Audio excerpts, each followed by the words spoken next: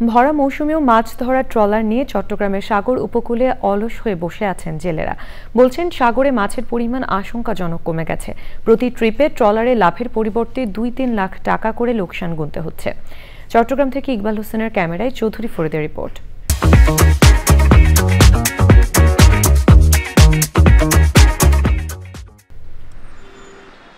চট্টগ্রামের আনোয়ারা, বাঁশখালী, সন্দ্বীপ, কক্সবাজার, কুতুবদিয়া, হাতিয়া, ভোলা, নোয়াখালী সহ বৃহত্তর চট্টগ্রামের উপকূলে কাঠের তৈরি ট্রলারে জেলেরা জীবন বাজি রেখে যুগ যুগ ধরে বঙ্গোপসাগর থেকে মাছ আহরণ করে আসছেন।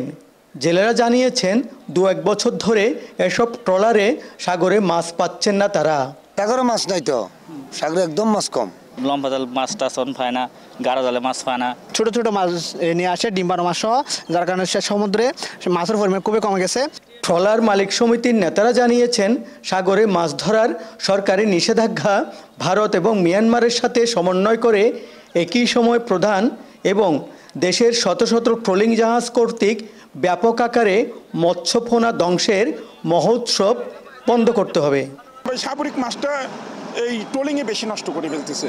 আমাদের তো অনেক টাকা ইনভেস্ট ভাই, খুবই অবস্থা খারাপ। আমাদের বার্মা আছে, আপনার ইন্ডিয়া আছে, এর সাথে মিলাই দিতে হবে। আমাদের ট্রলার যখন থাকে না, পুরো সব মাছটা মারে নিয়ে যায়। সাগরে হঠাৎ করে মাছের সংখ্যা কমে যাওয়ার ঘটনায় দেশের মৎস্য অধিদপ্তরকে কার্যকর গবেষণার উদ্যোগ নেওয়া সহ জেলেদের পাশে থাকার আহ্বান সংশ্লিষ্টদের। জেলেদের অভিযোগ, সাগরে পর্যাপ্ত মাছ নেই, তারা সাগরে গিয়ে তাদের খরচ পোষাতে পারছে না। এই মুহূর্তে সরকার তাদেরকে সহায়তায় এগিয়ে আসবে এ প্রত্যাশা তাদের। চট্টগ্রামের কর্ণফুলী নদীর তীর থেকে চৌধুরী ফরিদ, চ্যানেল আই।